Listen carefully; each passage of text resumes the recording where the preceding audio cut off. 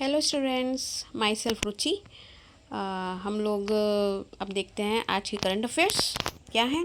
देखते हैं। ये देखिए, आज की फर्स्ट न्यूज़ है। 5 साल के बाद चीनी नागरिकों को फिर से पर्यटन वीज़ा देगा भारत। ये आपकी फर्स्ट न्यूज़ है। अब इसमें ऐसा ये इसलिए क्योंकि अभी तक इन्होंने बोला है कि अब टूरिज़्म पर वीज़ा सरकार देगी, भारत सरकार देगी, क्योंकि अभी इन्होंने बंद कर रखा था टूरिज़्म पर वीज़ा। क्योंकि वो इसलिए क्योंकि 2020 की बात है, आफ्टर कोविड 19 के बाद में इन्होंने क्या किया था कि 2020 में इन्होंने इधर जो अपना लद्दाख एरिया है, लद्दाख अपना यूटी है, इस लद्दाख यूटी के में दोनों देशों के बीच में लड़ाई हुई थी। मतलब ये था कि वहाँ पर ये उनके सैनिक घुसपैठ कर ली थी इन्होंने LAC पर, भारतीय नियंत्रण रेखा LAC पर। तो इसी की वजह से इन्होंने ये पर्यटन वीज़ा देना बंद कर दिया था उसके बाद से। लेकिन अब उन्होंने 5 साल बाद इस वीज़ा के लिए परमिशन दे दी है कि अब ये चाइना से सिर्फ टूरिज़्म के लिए ये लोग भारत आ सकते हैं। ऐसा इन्होंने मतलब अपना ये इन्होंने फैसला दिया है। और इसके साथ में ये वहाँ पे अभी हम लोगों ने लास्ट टाइम पढ़ा था कि जो चाइना है, चाइना आपके तिब्बत क्षेत्र में एक ब्रह्मपुत्र पर बांध बना रहा है। ब्रह्मपुत्र डैम से भारत पर कोई असर नहीं होगा, ऐसा चीन ने अपनी स्टेटमेंट दी है कि इससे आपका भारत पर कोई असर नहीं होगा। क्योंकि इससे भारत और बांग्लादेश से सोचने लगे थे, क्योंकि ब्रह्मपुत्र का जो पानी है वो भारत में भी और बांग्लादेश में भी आता है। तो इसी वजह से उन्होंने ये बोला है, नदी पर बांध निर्माण कार्य शुरू करने का बचाव के साथ ही कहा है कि भारत और बांग्लादेश पर इसका कोई असर नहीं पड़ेगा। इस बांध से हर साल 300 बिलियन किलोवाट घंटे से ज़्यादा बिजली पैदा होने की उम्मीद है। ऐसा डर इसलिए रहे थे क्योंकि वहाँ पर उस एरिया में, अरुणाचल प्रदेश के एरिया में, अरुणाचल प्रदेश से ब्रह्मपुत्र रिवर एंटर करती है भारत में। तो वहाँ से एंटर करने पर अगर यही है, अगर वो यहाँ से एंटर कर रही है, अरुणाचल प्रदेश का एरिया यहाँ से एंटर कर रही है, तो और यहीं से आगे जाते वो बांग्लादेश में जा रही है। तो बांग्लादेश से जाते हुए उन्होंने यहीं पे एक डैम कंस्ट्रक्शन करना शुरू कर दिया है। क्योंकि अब जैसे वहाँ पे कंस्ट्रक्शन हो रहा है, अब कभी भी पानी ज़्यादा बरसा, बाढ़ आ गई, तो वो बाढ़ के पानी को पूरा यहाँ पे छोड़ सकता है। तो ऐसी इसी चीज़ को लेके ये लोग इन सब चीज़ों के बारे में सोच रहे हैं। ब्रह्मपुत्र पर जो डैम बनना है, इसमें इनका यही रोल है। अब इसमें कुछ इम्पॉर्टेंट फैक्ट्स होते हैं, तो वो हम लोग इम्पॉर्टेंट फैक्ट्स देखते हैं। अब यहाँ पे लद्दाख क्षेत्र था ना, तो लद्दाख का जो एरिया अब यहाँ से कनेक्ट हुआ, क्योंकि यहाँ पर लद्दाख में लद्दाख के LAC पर घुसपैठ हुई थी। तो इसमें लद्दाख है, लद्दाख ये आपको पता है, लद्दाख पहले लद्दाख और जम्मू कश्मीर एक ही में थे। अब इसमें क्या है, जब 5 अगस्त 2019 को आर्टिकल 370 हटाया गया था। उस आर्टिकल 370 के बाद ये कहा गया कि इसको मतलब आर्टिकल 370 हटाया गया, और इसके बाद में ये कहा गया कि जो जम्मू कश्मीर का एरिया है वो J&K 2 में डिवाइड होगा। एक तो अपना जम्मू कश्मीर हो गया और दूसरा लद्दाख का एरिया हो गया। तो इसमें लद्दाख के एरिया और दोनों को इस समय यूटी हैं। अब इस समय जो मानसून सत्र में लड़ाई चल रही है वो ये चल रही है कि J&K को पूर्ण राज्य का दर्जा दिया जाए, मतलब उसे नॉर्मल एक पूरा स्टेट बनाया जाए। अब इसमें जब लद्दाख आया है, तो लद्दाख में हम बेसिकली और चीज़ें क्या देख सकते हैं कि इस समय लद्दाख के उपराज्यपाल कौन है। जो इम्पोर्टेंट फैक्ट्स हैं जो पूछ लेता है, तो जनरल के उपराज्यपाल कौन है, श्री राधाकृष्ण माथुर, ये यहाँ के उपराज्यपाल हैं। और जो एक यूटी बना वो कौन सी डेट में बना, वो बना 31 अक्टूबर 2019। अभी रिसेंटली जो UP SSC में एग्ज़ाम हुआ था जूनियर स्टैंड का, उसमें ये क्वेश्चन आया था कि मतलब उसमें उन्होंने 3-4 ऑप्शन दे दिए थे रिलेटेड।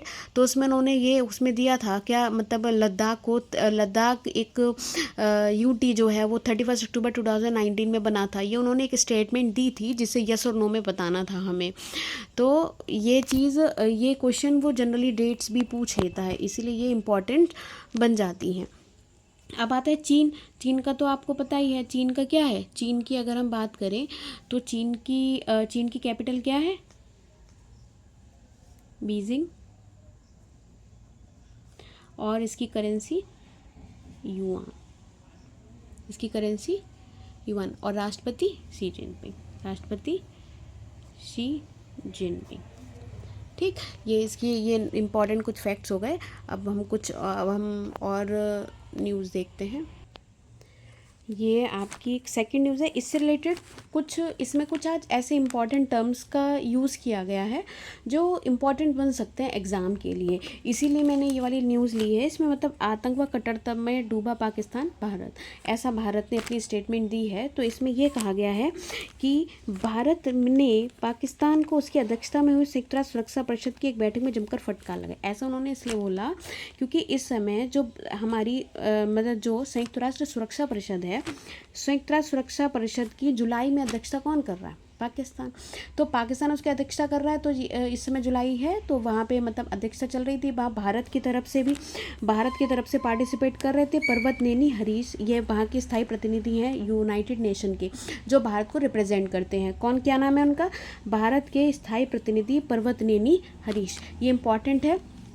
और इसी में ये जो ये इन्होंने वहाँ पे जब वो अपनी स्टेटमेंट दे रहे थे, जम्मू कश्मीर का मुद्दा उठा लिया था, तुर्की ने भी जम्मू कश्मीर का मुद्दा उठा लिया था, तब उन्होंने ये बात बोली थी, तब उन्होंने अपनी तरफ से स्टेटमेंट दिए थे। तो इसलिए इम्पॉर्टेंट बन जाता है आपका कि संयुक्त राष्ट्र सुरक्षा परिषद और भारत के मतलब इन पे क्या क्या है, ये चीज़ इम्पॉर्टेंट बन जाती है। तो हम लोग देखते हैं सुरक्षा परिषद के बारे में। अब ये देखिए, ये संयुक्त राष्ट्र सुरक्षा परिषद ये कब इस्टेब्लिश हुआ था? अगर इसकी इस्टेब्लिशमेंट डे पूछ लेता तो ये हुआ था 1945 में। 1945 में होता आफ्टर सेकेंड वर्ल्ड वॉर, ये यूनाइटेड नेशन वगैरह ये फॉर्म किए गए थे, तो संयुक्त राष्ट्र सुरक्षा परिषद तभी हुआ था। अब इसकी जुलाई में अध्यक्षता पाकिस्तान कर रहा है। भारत के स्थायी प्रतिनिधि हैं पर्वत नेनी हरीश, ठीक है। और ये इसमें भारत के स्थायी सुरक्षा परिषद में क्या होता है? 5 होते हैं स्थायी सदस्य, 5 स्थायी मेंबर होते हैं और 10 होते हैं 10 होते हैं अस्थायी मेंबर्स, जिसमें 5 होते हैं, 5 कभी नहीं बदलते। इसमें 5 कौन कौन से हैं? फ्रांस है, यूके है, यूएसए है, रशिया है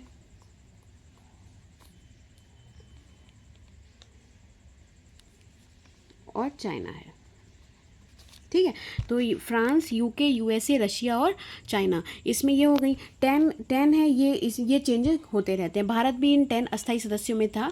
भारत भी स्थायी सदस्य बनने के लिए ये लोग चाहते हैं स्थायी सदस्य बन जाए, मतलब भारत भी स्थायी सदस्य में हो, लेकिन उसमें चाइना हमेशा वीटो कर देता है कि मतलब भारत को हमेशा वो मना कर देता है। और इसमें यह रहता है कि जो भी फैसला वही माना जाएगा जिसमें 5 स्थायी सदस्य अपना पॉजिटिव देंगे। तो इसमें अगर किसी ने भी अगर निगेटिव बोल दिया तो वो काम नहीं हो सकता है, ये ऐसा इनका रोल है। अब हम लोग थर्ड न्यूज़ में है, ब्रिटेन से आर्थिक संबंध मजबूत बनाने पर होगा जोर मोदी। ऐसा इसलिए क्योंकि अभी हमने आपको लास्ट क्लासेस में बताया था कि मोदी जी इस समय 2 देशों की यात्रा पर हैं, ब्रिटेन और मालदीव्स। तो ब्रिटेन और मालदीव की यात्रा पर ब्रिटेन से ये समझौता साइन करेंगे कि वो FTA साइन होगा ब्रिटेन से। और मालदीव से वो वहाँ के गणतंत्र दिवस समारोह में पार्टिसिपेट करेंगे। जो वहाँ का स्वतंत्रता दिवस समारोह में ये पार्टिसिपेट करेंगे। इनको as a chief guest invite किया गया है, ठीक है। तो ये वहाँ पे एक तो ये ब्रिटेन वाली इनकी बहुत इंपॉर्टेंट हो जाती, क्योंकि इस समय अमेरिका से जो सब पे ट्रेड शुल्क लगा रहे हैं, तो इसलिए बहुत इंपॉर्टेंट हो जाती है। और पीएम मोदी जी वहाँ खुद गए हैं तो ब्रिटेन में साइन करने के लिए, तो ये बहुत इंपॉर्टेंट समझौता बन जाता है और पूरा ग्लोबल समझौता, इस समझौते पर सबकी नज़र रहेगी, ठीक है। और इसके इंपॉर्टेंट फैक्ट्स के बारे में हम इसमें यही है, मालदीव कैपिटल माले, ठीक है। और ये लोग मालदीव क्यों गए? तो मालदीव का जो उसके स्वतंत्रता दिवस इंडिपेंडेंस डे डेट कौन सी है? तो 26 जुलाई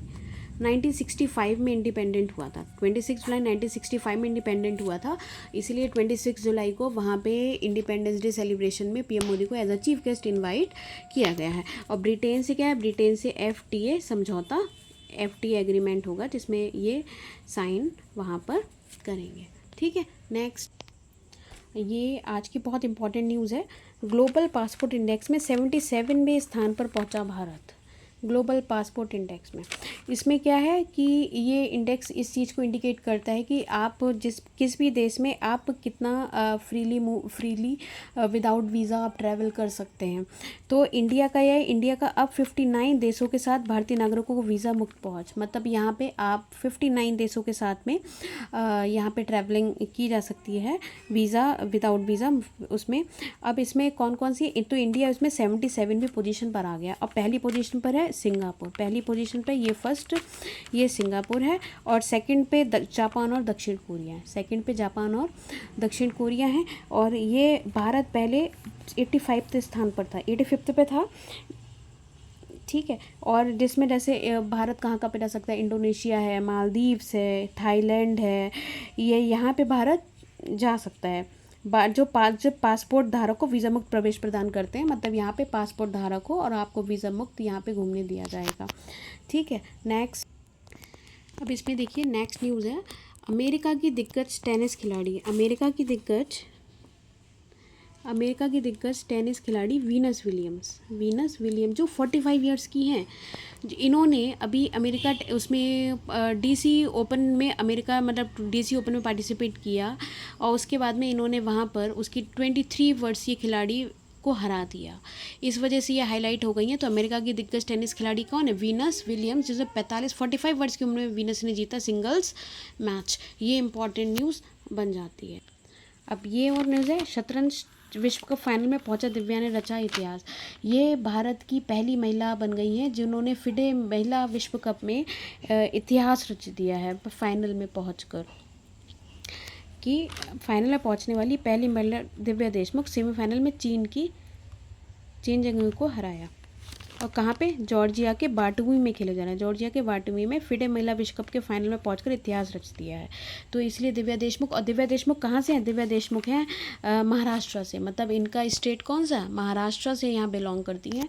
और इस वक्त यहाँ पे देखिए PV सिंधु ने भी चाइना ओपन सुपर 100 टूर्नामेंट में अपने अभियान को शानदार शुरुआत की। ये बैडमिंटन प्लेयर है PV सिंधु, ये बैडमिंटन खेलती हैं, ठीक है। नेक्स्ट, ये जापान अमेरिका समझौते का भारत पर असर संभव, ये नेक्स्ट वीडियो है। इसमें क्या है, जापान और अमेरिका का समझौता हो रहा है, ठीक है। ये समझौता करें तो एशिया के 3 बड़े देशों जापान, फिलीपींस और इंडोनेशिया के साथ कारोबारी समझौते का ऐलान किया है। किन्होंने? ट्रंप ने कहा है कि मतलब ये जापान, फिलीपींस और इंडोनेशिया के साथ समझौता करेंगे, कारोबारी समझौता। और लेकिन भारत इन तीनों देशों के साथ समझौता आज से पहले ही कर चुका है। लेकिन ये सोचने वाली बात है कि वो आज के कंडीशन के अकॉर्डिंग ये ट्रेड हो रहा है, तो इसमें कैसे कैसे क्या रहता है, तो इस पर ही भारत का असर, इस पर इम्पैक्ट जरूर पड़ेगा, क्योंकि इस समय वो सब पर ट्रेड शुल्क लगा रहे हैं।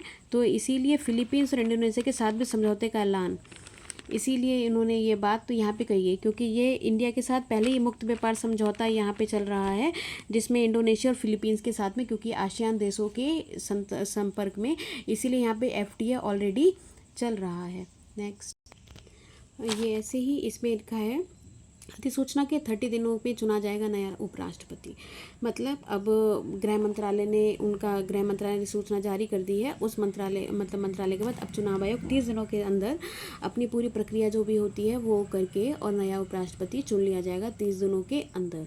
तो ये आज के कुछ करंट अफेयर्स थी, ठीक है। और जो भी होता है, अगर आप वीडियो अच्छी लगी हो, like, subscribe channel. Thank you.